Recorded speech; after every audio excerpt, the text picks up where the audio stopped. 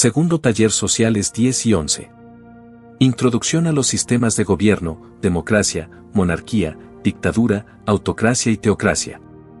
Los sistemas de gobierno son estructuras fundamentales que determinan cómo se organiza y se ejerce el poder en una sociedad. Estos sistemas son esenciales para el funcionamiento de un Estado, ya que definen las normas y los procedimientos que rigen la vida política, social y económica.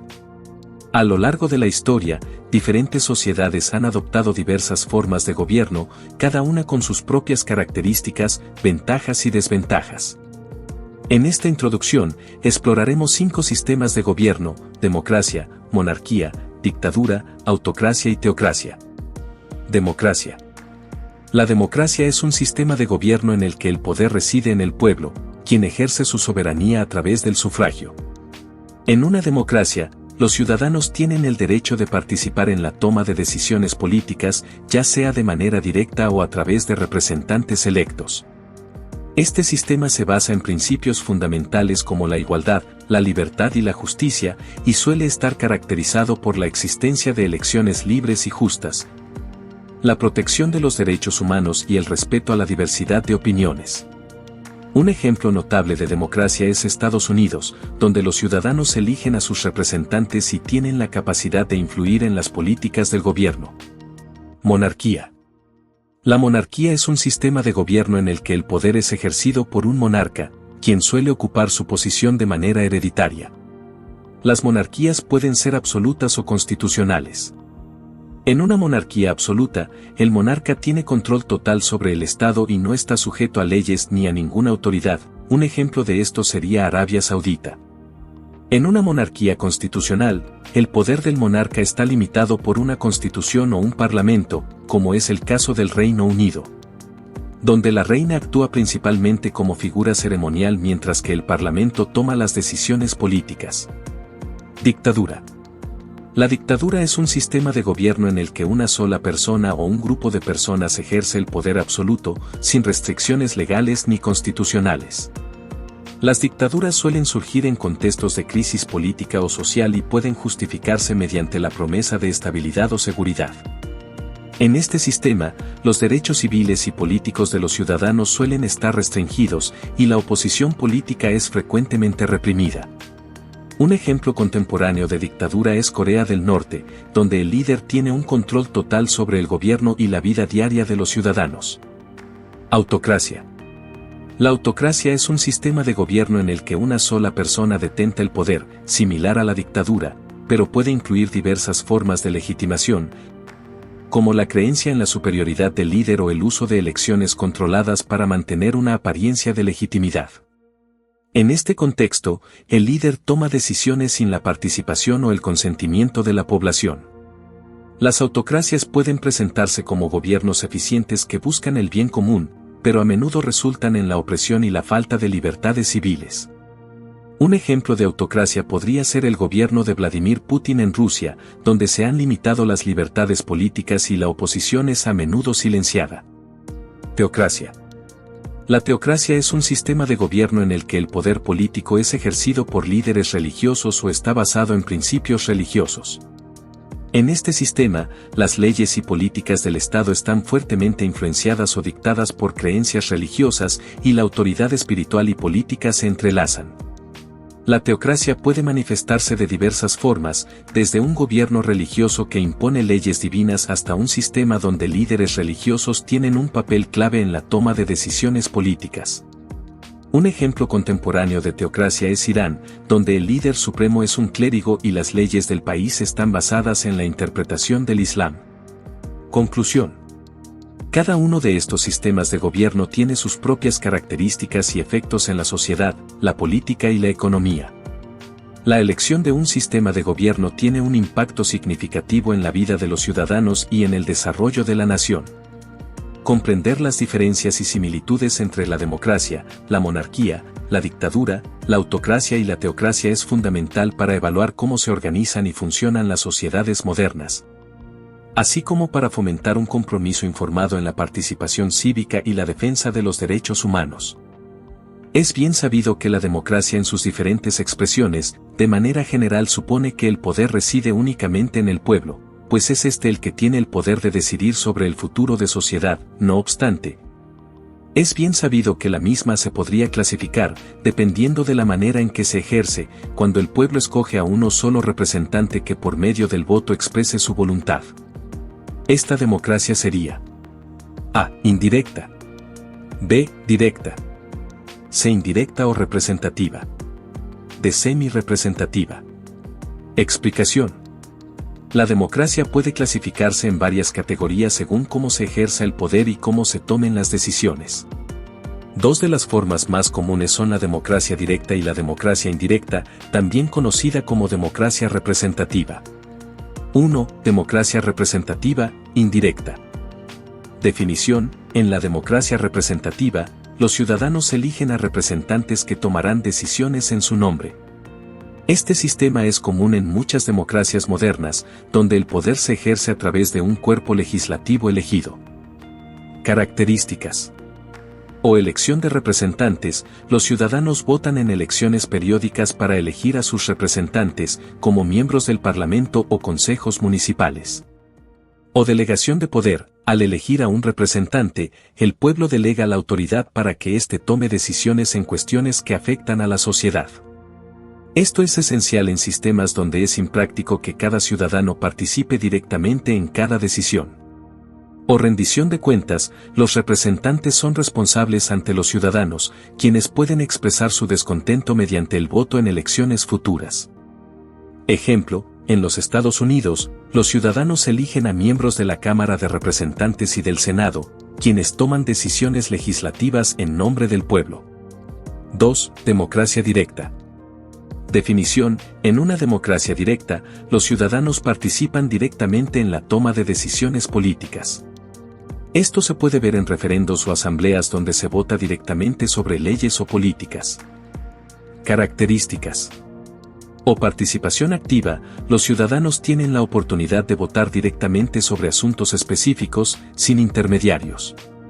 O ejemplo: en Suiza, se realizan referendos frecuentes en los que los ciudadanos votan sobre diversas cuestiones políticas, desde enmiendas constitucionales hasta políticas públicas. Otras opciones.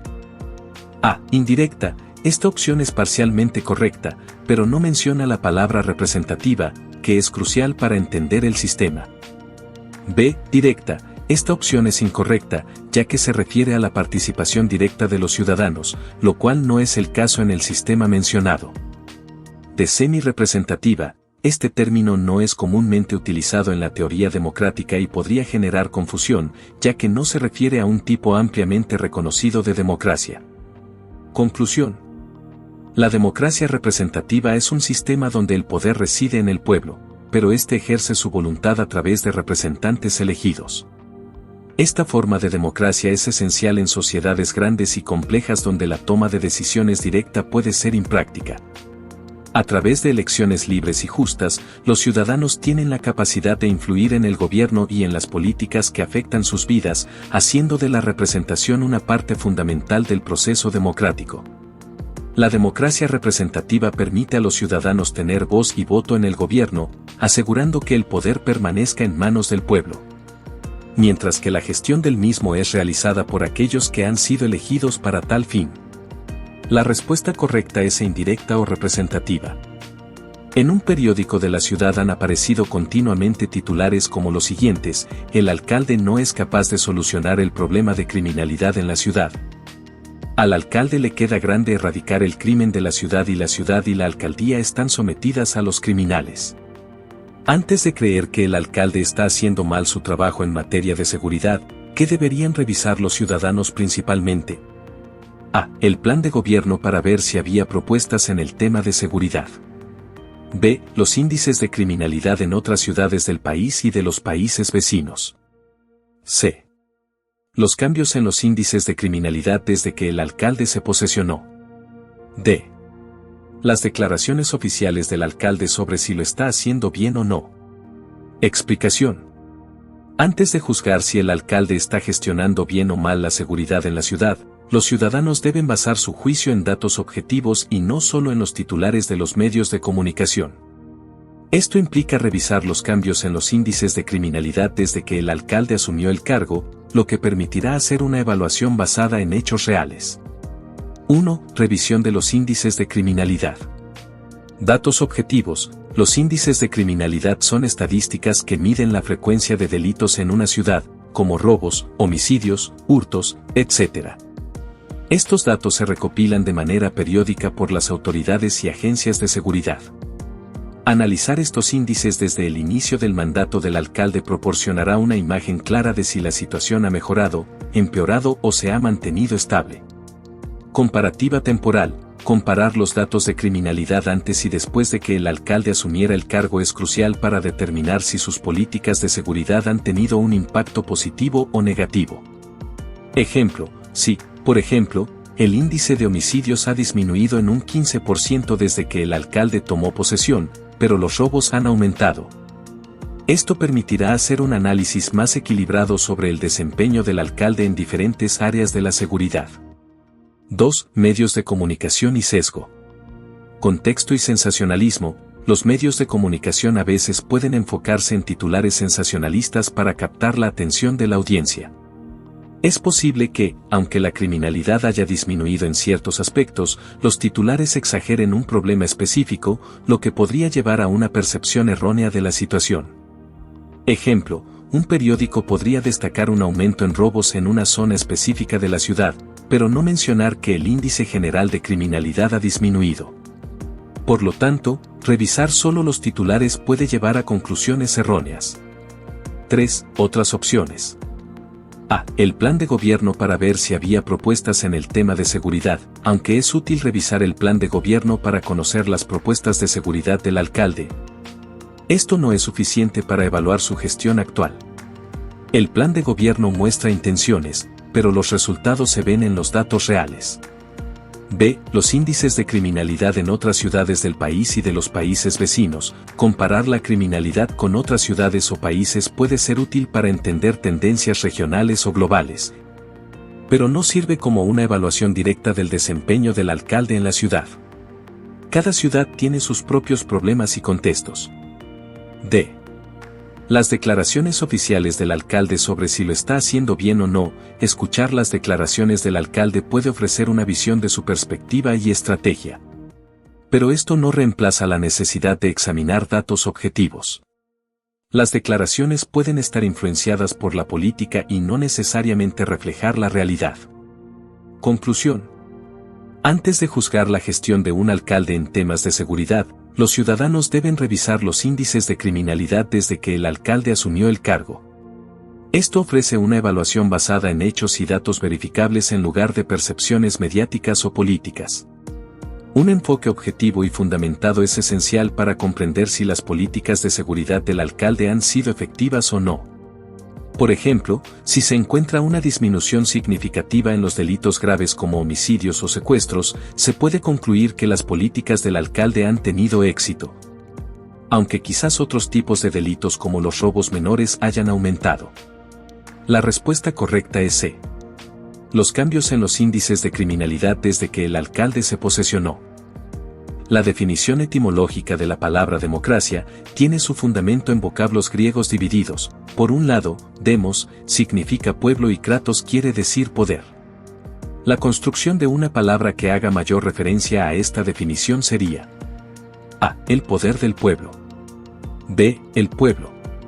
C. El poder. D. La dictadura. Explicación.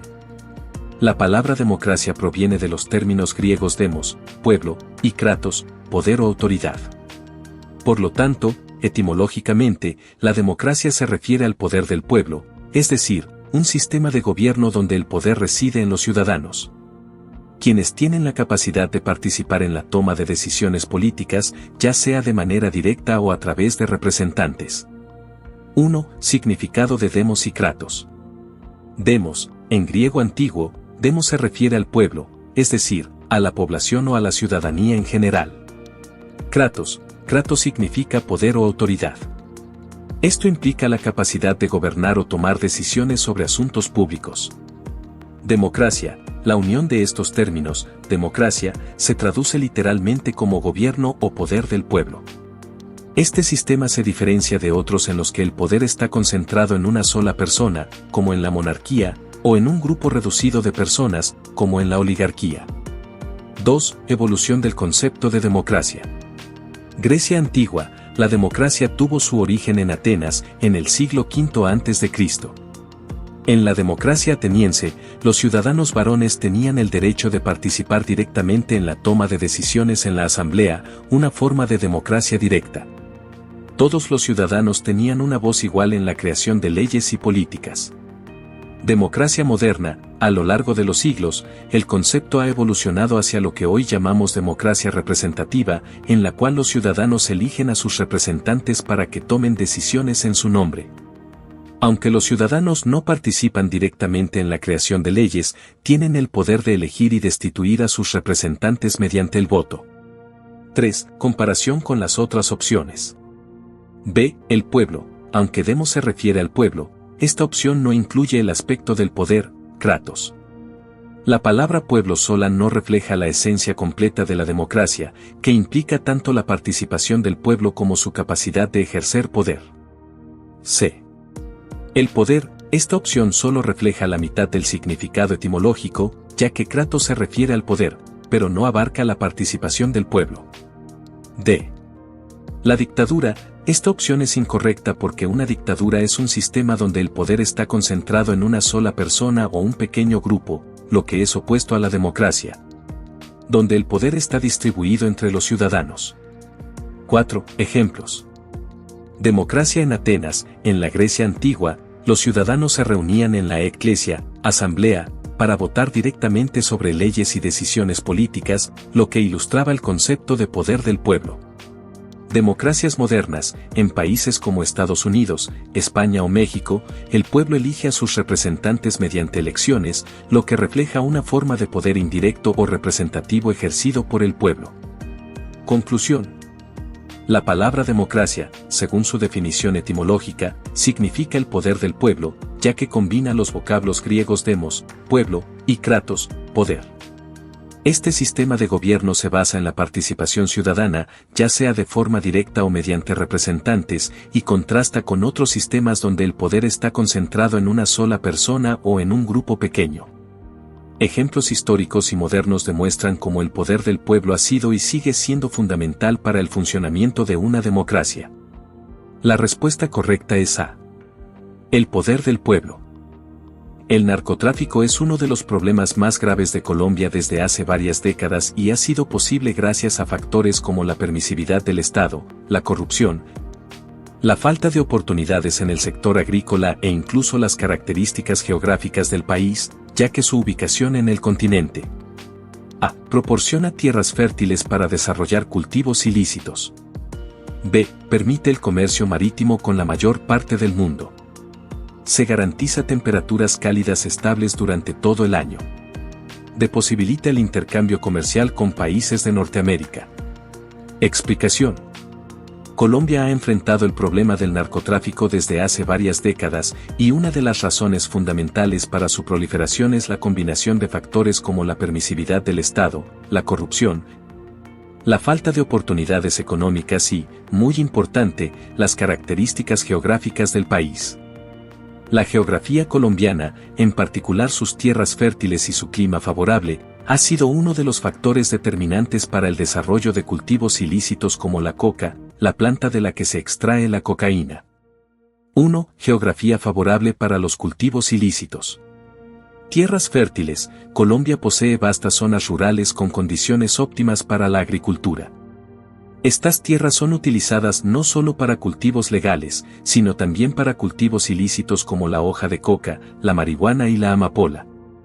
Regiones como la Amazonía, el Catatumbo y el Putumayo tienen una combinación de suelos fértiles, abundante agua y vegetación densa que facilita la siembra de estos cultivos. Clima. En muchas zonas de Colombia, el clima es tropical y húmedo, lo que ofrece temperaturas y condiciones estables para el crecimiento de la coca durante todo el año. A diferencia de otras plantas que requieren temporadas específicas, la coca puede ser cosechada en varios ciclos anuales, lo que aumenta su rentabilidad. Zonas rurales aisladas. Muchas de las regiones donde se cultivan drogas ilícitas están alejadas de los centros urbanos y carecen de una fuerte presencia del Estado. Esto facilita las actividades de grupos armados y narcotraficantes, quienes controlan el territorio y manejan la producción y comercialización de estas sustancias. 2. Factores que favorecen el narcotráfico. Permisividad del Estado. La debilidad del Estado en zonas rurales, sumado a la corrupción en algunos sectores, ha permitido que el narcotráfico se desarrolle sin grandes obstáculos. El control efectivo del Estado sobre estas áreas es limitado, lo que deja espacio para que los narcotraficantes operen con impunidad. Corrupción. La corrupción en varios niveles del gobierno, tanto local como nacional, ha facilitado el crecimiento de las actividades del narcotráfico. Sobornos y acuerdos con autoridades permiten a los narcotraficantes continuar sus operaciones a pesar de los esfuerzos para combatir el problema. Falta de oportunidades en el sector agrícola. En muchas áreas rurales, los agricultores enfrentan pocas opciones económicas y bajas ganancias por los cultivos legales, como el café o el cacao. En comparación, la coca ofrece una alternativa mucho más rentable, lo que lleva a muchos campesinos a dedicarse a los cultivos ilícitos. 3. Ubicación estratégica. Aunque la respuesta correcta se enfoca en la geografía interna favorable para los cultivos ilícitos, la ubicación estratégica de Colombia en América también juega un papel importante en el narcotráfico. Conexión con mercados internacionales. Colombia está situada cerca de América del Norte, lo que facilita el tráfico de drogas hacia Estados Unidos, uno de los mayores consumidores de drogas ilícitas en el mundo. Además, su ubicación con acceso tanto al Océano Atlántico como al Pacífico permite el comercio marítimo, facilitando rutas de contrabando. 4. Ejemplos históricos. En la década de 1980 y 1990, los carteles de Medellín y Cali explotaron estas condiciones geográficas para controlar la producción y distribución de cocaína. Las regiones donde se cultivaba la coca eran de difícil acceso para las autoridades, lo que complicaba los esfuerzos de erradicación. En la actualidad, nuevos grupos armados y carteles han tomado el control de áreas rurales en las mismas condiciones, manteniendo viva la producción de cultivos ilícitos. A pesar de los esfuerzos del gobierno para reducirla mediante programas de erradicación y sustitución de cultivos. Conclusión. El narcotráfico en Colombia ha sido posible en gran parte gracias a las condiciones geográficas del país, que proporcionan tierras fértiles y un clima propicio para los cultivos ilícitos, como la coca. Esto, sumado a la falta de control del Estado, la corrupción y la pobreza en las zonas rurales, ha permitido que el narcotráfico se mantenga como un problema estructural. Si bien la ubicación del país facilita el tráfico de drogas a nivel internacional, el corazón del problema radica en la capacidad del país para cultivar estas plantas debido a sus condiciones naturales. La respuesta correcta es A. Proporciona tierras fértiles para desarrollar cultivos ilícitos. Cuando en una sociedad la voluntad y la autonomía radican única y exclusivamente en el pueblo, se puede decir que es un pueblo. A. Rígido. B. Aristocrático. C. Soberano. D. Económico. Explicación. Cuando se dice que la voluntad y la autonomía radican únicamente en el pueblo, estamos hablando de la soberanía popular. El concepto de soberanía se refiere al poder supremo y absoluto que tiene un Estado o una nación para gobernarse a sí mismo, sin depender de ningún poder externo. En una sociedad donde el poder reside en el pueblo, este es considerado soberano, lo que significa que el pueblo tiene el derecho de tomar decisiones sobre el rumbo político, social y económico de su comunidad. 1. Soberanía popular. La soberanía popular es el principio fundamental de la democracia, en la que el pueblo, como conjunto de ciudadanos, es el titular del poder. Este concepto fue desarrollado por teóricos como Jean-Jacques Rousseau, quien defendió que la soberanía reside en el pueblo y que éste, a través de mecanismos de participación como el voto, expresa su voluntad en la elección de sus representantes o en la toma de decisiones políticas. La soberanía popular implica que el pueblo es autónomo y tiene la autoridad de establecer las leyes que lo regirán. En una democracia, este poder se ejerce tanto de manera directa, referendos, plebiscitos, como indirecta, elección de representantes. 2. Ejemplos históricos. En la Revolución Francesa de 1789, el concepto de soberanía popular se consolidó cuando los revolucionarios proclamaron que la fuente de legitimidad del poder no era el rey, sino el pueblo francés. Esto marcó un cambio radical en la forma de entender el poder político en Europa. En Latinoamérica, el proceso de independencia en el siglo XIX estuvo marcado por la demanda de soberanía popular. Países como México, Colombia y Argentina lucharon contra las monarquías europeas para afirmar su autonomía y establecer gobiernos donde la soberanía residiera en sus ciudadanos. 3. Contraste con otras formas de gobierno.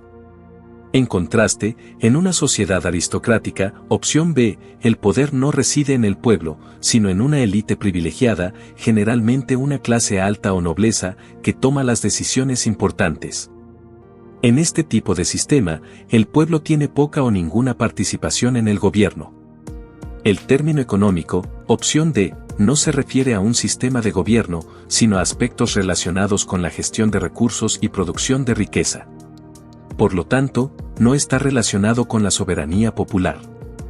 El concepto de rígido, opción A, hace referencia a una estructura o sistema que no admite cambios, lo cual no se relaciona directamente con el tema de soberanía popular, que en teoría promueve la flexibilidad a través de la participación ciudadana. 4. Ejemplo contemporáneo. En sistemas democráticos modernos como el de Estados Unidos, Francia o España, el principio de soberanía popular se expresa mediante el derecho al voto. Los ciudadanos eligen a sus representantes para cargos públicos, como presidentes o parlamentarios, quienes son responsables de legislar y gobernar en nombre del pueblo. Sin embargo, el poder final siempre reside en los ciudadanos, ya que ellos pueden cambiar de gobernantes en elecciones periódicas o incluso destituirlos mediante procesos de revocación de mandato. Conclusión. Un pueblo es soberano cuando posee la capacidad de gobernarse a sí mismo, ejerciendo su voluntad y autonomía a través de la participación activa en el proceso político.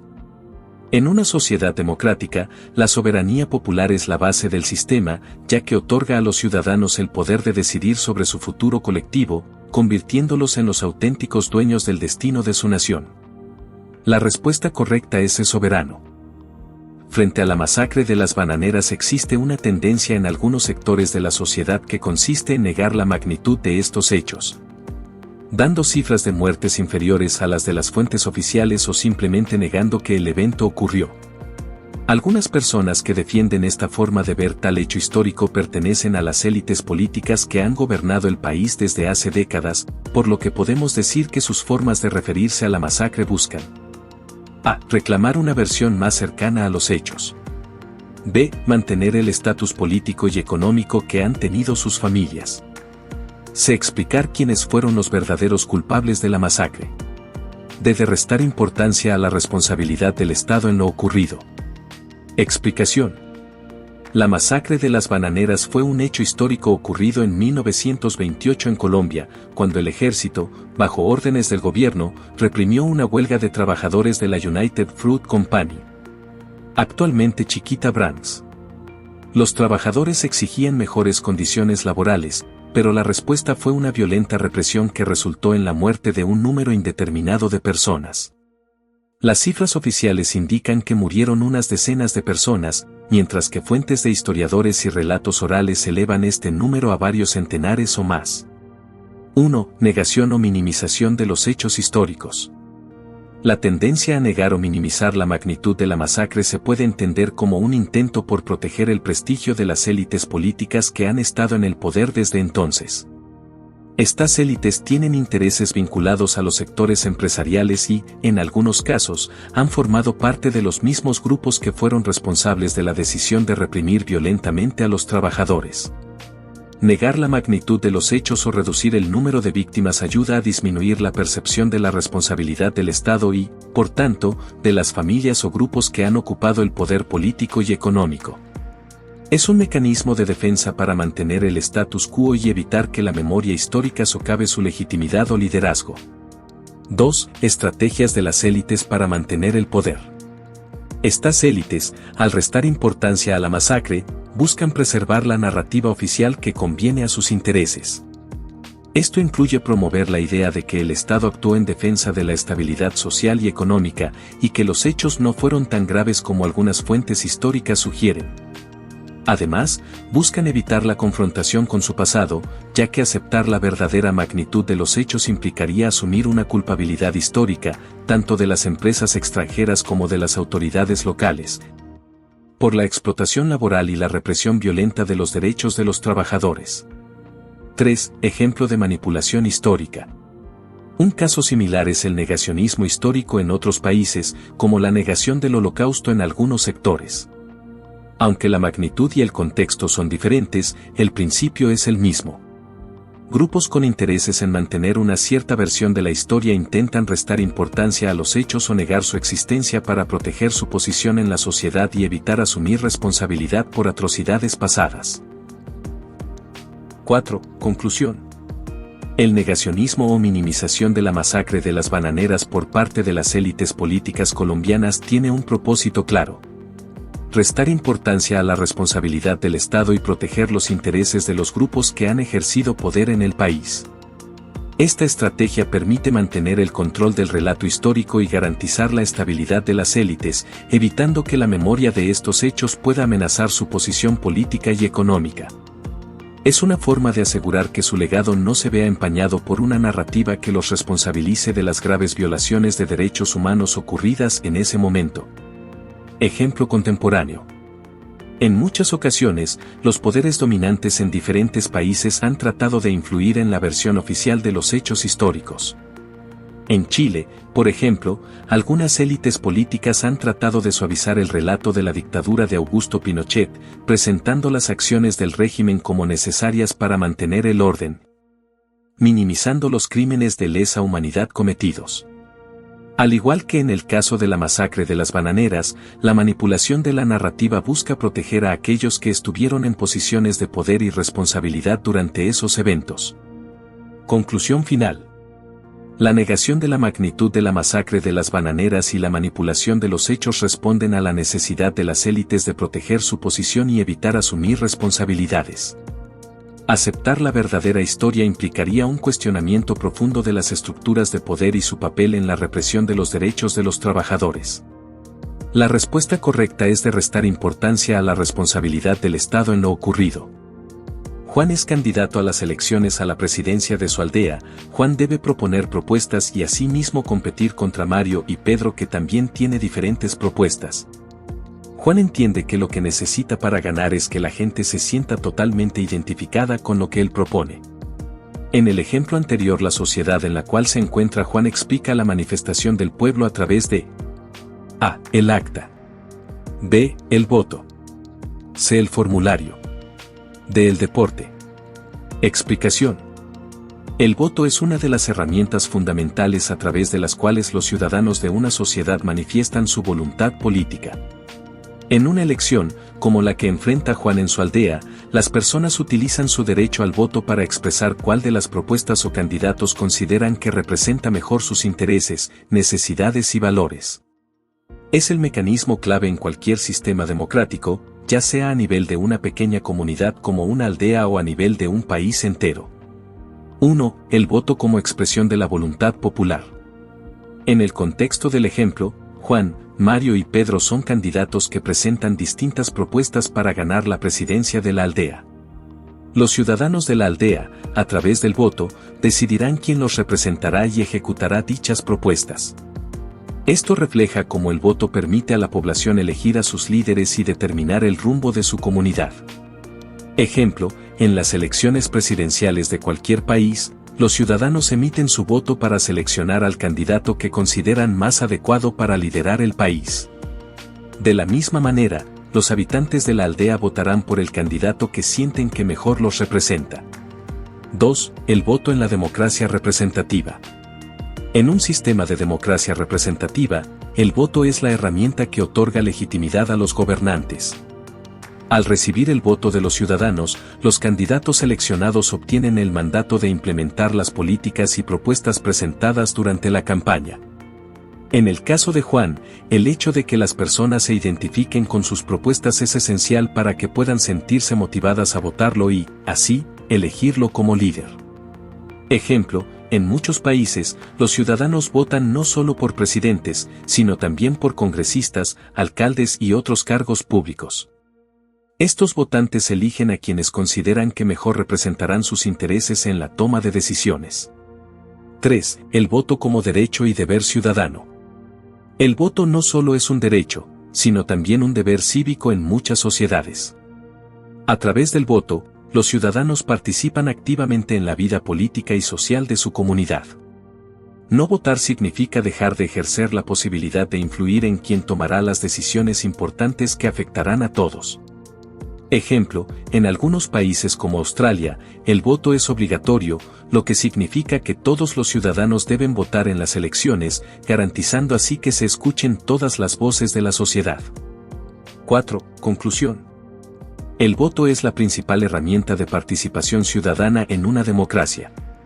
En el caso de Juan, Mario y Pedro, la competencia por la presidencia de la aldea se resolverá a través de los votos de los ciudadanos, quienes utilizarán esta herramienta para elegir al candidato cuyas propuestas se alinean más con sus expectativas.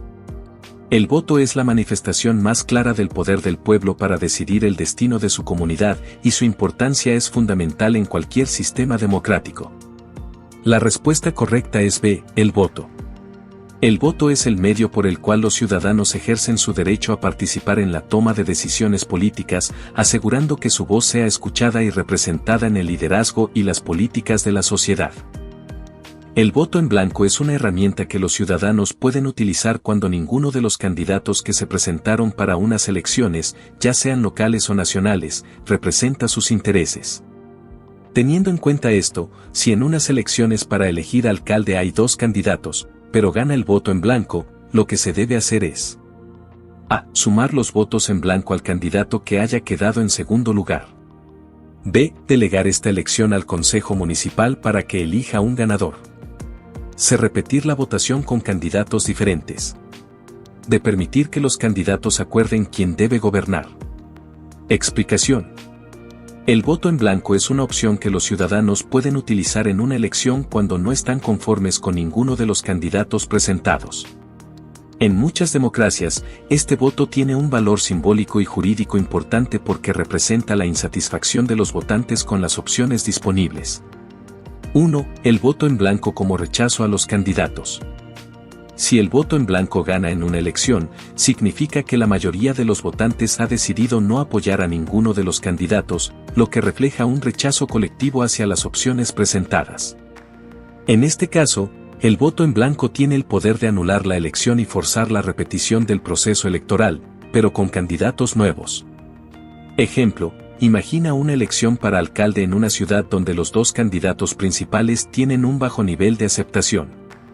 Si el voto en blanco obtiene la mayoría, el sistema electoral reconoce que la población no se siente representada por ninguno de los 2, por lo que se anula el proceso y se convoca a nuevas elecciones con otros candidatos.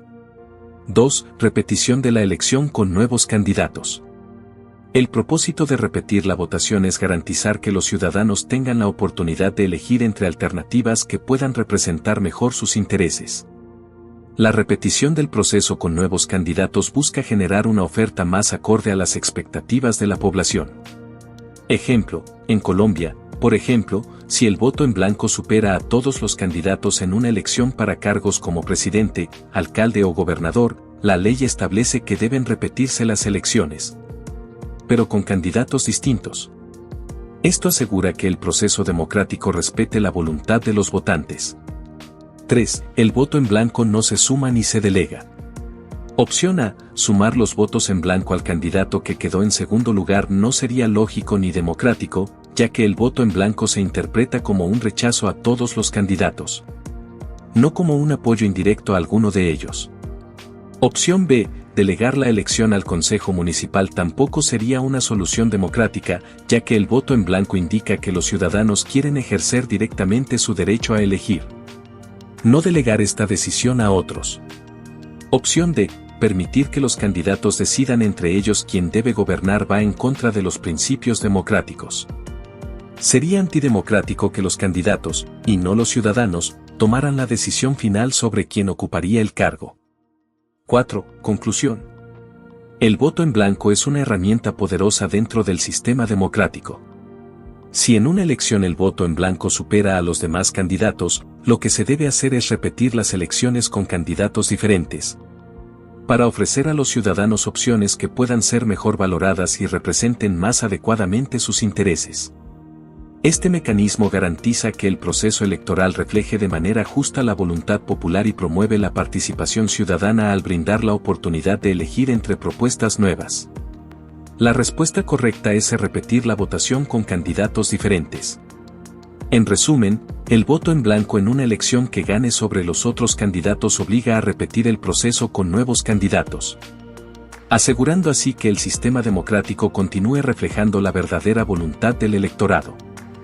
Catalina y Claudia van a iniciar un viaje de estudios a dos diferentes naciones. Catalina quiere ir al país de nunca jamás, donde existen reales elecciones y la expresión del pueblo cuenta. Claudia por su parte prefiere que el poder lo tenga una sola familia y que ella sea quien decide lo que sucede con la sociedad. En el orden que el ejemplo lo enuncia se tiene que los regímenes políticos en mención son: A. Dictaduras y opresión. B. Aristocracia y monarquía. C. Democracia y opresión. D. Democracia y monarquía. Explicación. En el escenario presentado, Catalina quiere viajar a un país donde existen elecciones reales y la expresión del pueblo cuenta, lo cual hace referencia a una democracia. Por otro lado, Claudia prefiere que el poder esté en manos de una sola familia, lo que describe un sistema de monarquía. 1. Democracia. Catalina elige un país donde hay elecciones reales, lo que indica un sistema democrático, donde el poder reside en el pueblo. En una democracia, los ciudadanos participan en la toma de decisiones a través del voto y de procesos electorales libres y justos. Las democracias permiten la alternancia en el poder y las decisiones importantes, como la elección de líderes y la aprobación de leyes, dependen de la voluntad popular. Ejemplo: muchos países modernos, como Estados Unidos, Francia o México, funcionan bajo sistemas democráticos. Los ciudadanos eligen a sus representantes, presidente, senadores, diputados, en elecciones periódicas, y estos representantes están sujetos a los deseos y demandas de los votantes. La democracia garantiza la participación política de todos y un sistema de pesos y contrapesos en el poder. 2. Monarquía. Claudia, por otro lado, elige un sistema donde el poder está en manos de una sola familia, lo que describe una monarquía. En una monarquía, una familia, la familia real, detenta el poder, que pasa de generación en generación por derecho de nacimiento. Dependiendo del tipo de monarquía, el poder puede ser absoluto o estar limitado por leyes y parlamentos, como en las monarquías constitucionales. Ejemplo: el Reino Unido es un ejemplo de una monarquía constitucional, donde la familia real, encabezada por el rey o la reina, tiene un papel simbólico o ceremonial, mientras que las decisiones políticas están en manos del Parlamento y del primer ministro. Sin embargo, en otros tiempos, hubo monarquías absolutas, como la de Francia antes de la Revolución Francesa, donde el rey tenía el control total sobre la sociedad y las decisiones políticas. 3. Comparación entre democracia y monarquía. Democracia. En un sistema democrático, el poder está distribuido entre el pueblo y los gobernantes son electos. Esto significa que la sociedad tiene el derecho de elegir quienes los representan y de tomar decisiones importantes sobre su futuro. Ejemplo adicional: en Brasil, los ciudadanos eligen a su presidente mediante un proceso electoral.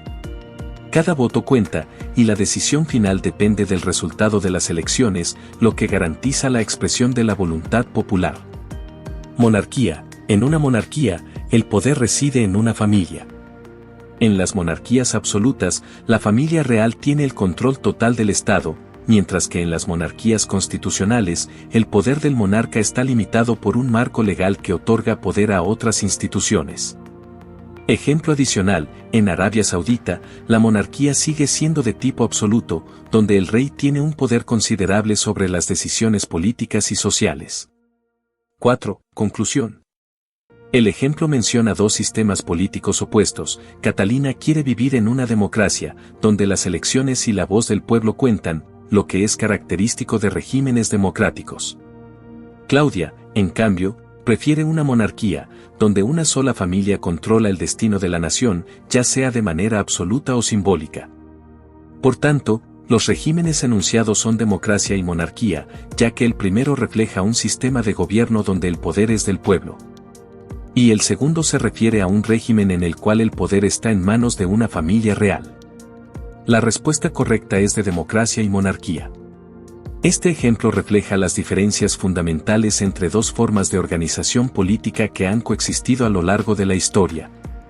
La participación popular en una democracia y el dominio hereditario en una monarquía.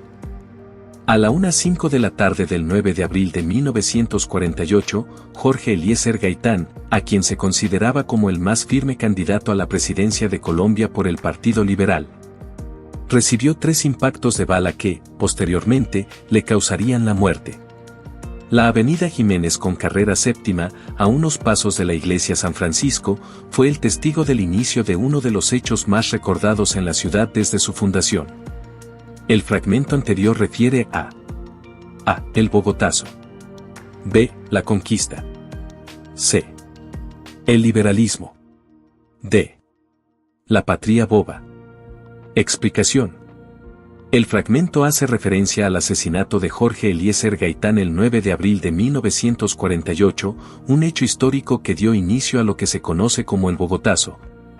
Un estallido social de violencia que marcó profundamente la historia de Colombia. 1. El Bogotazo. El Bogotazo se refiere a una serie de disturbios y revueltas que tuvieron lugar en Bogotá tras el asesinato de Jorge Eliezer Gaitán, un líder del Partido Liberal que era visto como el más fuerte candidato a la presidencia en las elecciones de 1950. Gaitán era una figura política que representaba las demandas populares, sobre todo de las clases trabajadoras y campesinas, lo que lo había convertido en un símbolo de esperanza para muchos sectores oprimidos de la sociedad colombiana. Tras su asesinato, la reacción de la población fue inmediata y violenta. Multitudes enfurecidas tomaron las calles, destruyendo edificios, comercios y enfrentándose con la policía y el ejército. Bogotá se sumió en el caos, y los eventos se extendieron por varias ciudades del país. Este levantamiento espontáneo fue una expresión del descontento social y político que ya existía en Colombia, pero el asesinato de Gaitán fue el catalizador de la violencia. Ejemplo, en cuestión de horas, las calles de Bogotá fueron tomadas por manifestantes y la capital del país quedó parcialmente destruida. Se incendiaron edificios gubernamentales, oficinas, y la infraestructura pública quedó gravemente dañada. Este suceso no solo afectó a la capital, sino que desencadenó una serie de conflictos a nivel nacional que fueron el preludio a un largo periodo de violencia en el país, conocido como la violencia. 2. Contexto histórico de Jorge Eliezer Gaitán. Gaitán era una figura clave del liberalismo colombiano. A través de su retórica, que denunciaba la injusticia social y la corrupción, había logrado captar el apoyo de amplios sectores de la sociedad. Su mensaje de justicia social y reforma agraria lo hizo muy popular entre los sectores marginados, y muchos creían que su victoria en las elecciones presidenciales llevaría a grandes cambios en Colombia. La muerte de Gaitán significó la pérdida de un líder que prometía cambiar el sistema político del país. Su asesinato dejó un vacío de poder en la izquierda y en los movimientos populares, lo que generó una mayor polarización política y exacerbó las tensiones entre liberales y conservadores. 3. Impacto del Bogotazo. El asesinato de Gaitán y los disturbios que siguieron marcaron el inicio de una etapa de inestabilidad política en Colombia que duraría varias décadas. En particular, el Bogotazo es visto como el detonante de la violencia, un periodo de guerra civil no declarada entre los partidarios de los partidos liberal y conservador. Este conflicto resultó en la muerte de miles de personas y fue uno de los preludios al conflicto armado que más tarde involucraría a grupos guerrilleros y paramilitares en el país. Ejemplo, las consecuencias del Bogotazo y del conflicto que siguió aún se sienten en Colombia hoy en día, ya que el asesinato de Gaitán profundizó las divisiones entre las clases sociales y políticas del país. La violencia que emergió de ese momento histórico dejó cicatrices profundas en la sociedad colombiana, que se prolongaron durante todo el siglo XX y fueron una de las causas subyacentes del conflicto armado interno que ha afectado a Colombia por décadas. 4. Conclusión. El fragmento citado alude claramente al Bogotazo, uno de los eventos más trágicos e importantes en la historia de Colombia. No solo representó la pérdida de un líder carismático como Jorge Eliezer Gaitán, sino que también desencadenó un periodo de violencia y conflicto que afectó profundamente la estructura política y social del país. El impacto de este hecho se extiende hasta el presente, ya que muchos historiadores ven en ese día el inicio de un ciclo de violencia que aún continúa afectando a Colombia. La respuesta correcta es A. El Bogotazo. Los mecanismos de participación son diferentes instituciones que incentivan a la población para que participen de las decisiones que el gobierno tome dentro de la organización política y social. A partir de esto responda las siguientes preguntas. Responda. A. Si la afirmación y la justificación son correctas. B. Si la afirmación es correcta pero la justificación es errónea. C. Si la afirmación es errónea pero la justificación es correcta. D. Si la afirmación es errónea y la justificación es errónea. Colocar A, B, C o D en el paréntesis según corresponda. 11. El sufragio es un mecanismo de participación ciudadana porque permite que los ciudadanos sean presidentes. Explicación. Afirmación. El sufragio es efectivamente un mecanismo de participación ciudadana. El sufragio, o derecho al voto, es una de las herramientas más importantes en cualquier sistema democrático, ya que permite a los ciudadanos ejercer su derecho a participar en la elección de sus representantes políticos o en la toma de decisiones a nivel local, regional o nacional. A través del voto, los ciudadanos pueden influir directamente en la configuración de los poderes del Estado y, por lo tanto, en las políticas que afectarán a la sociedad. Justificación. La afirmación de que el sufragio permite que los ciudadanos sean presidentes es incorrecta. El sufragio no garantiza que una persona llegue a ser presidente, sino que permite a los ciudadanos elegir a quienes ocuparán cargos públicos, incluido el de presidente, en caso de que se trate de una elección presidencial. Solo aquellos que reúnen los requisitos legales y compiten en una elección pueden llegar a ser presidentes, pero el sufragio en sí no convierte automáticamente a un ciudadano en presidente. Ejemplo. Cuando los colombianos votan en una elección presidencial, están utilizando el sufragio para elegir a uno de los candidatos que ya ha cumplido con todos los requisitos para postularse a ese cargo. El sufragio otorga la capacidad de elegir, pero no convierte directamente a una persona en presidente, ya que el proceso implica más que solo votar. Los candidatos deben hacer campaña, ganar el apoyo popular y finalmente obtener la mayoría de votos en las elecciones. Conclusión. El sufragio es clave en la participación democrática, pero no tiene como objetivo hacer que cualquier ciudadano se convierta en presidente, sino más bien darles la oportunidad de elegir a quienes los representarán. La respuesta correcta es B. La afirmación es correcta pero la justificación es errónea. Por medio del voto se puede elegir a alguien para que ocupe un cargo público, porque estas personas al ser candidatas tienen la posibilidad de ser elegidas y representar al pueblo. Explicación. Afirmación. Por medio del voto se puede elegir a alguien para que ocupe un cargo público. Esta afirmación es correcta, ya que el voto es el mecanismo fundamental en una democracia que permite a los ciudadanos seleccionar a sus representantes en cargos públicos, como alcaldes, gobernadores, senadores y presidentes. Justificación. Porque estas personas al ser candidatas tienen la posibilidad de ser elegidas y representar al pueblo. Esta justificación también es correcta. Los candidatos que se postulan para un cargo público lo hacen con el objetivo de ser elegidos por el pueblo, y una vez electos, tienen la responsabilidad de representar los intereses y necesidades de los ciudadanos. Ejemplo. Cuando se celebran elecciones, los ciudadanos utilizan su derecho al voto para elegir entre varios candidatos. Cada candidato se presenta ante la población, exponiendo sus propuestas y planes de acción. Al final, quienes reciben la mayoría de votos son elegidos para ocupar los cargos públicos y, por ende, tienen la responsabilidad de representar a la comunidad que los eligió. Conclusión. Ambas partes de la afirmación son correctas, ya que el voto no solo permite la elección de representantes, sino que estos representan a la ciudadanía en el ejercicio del gobierno. La respuesta correcta es A. Si la afirmación y la justificación son correctas.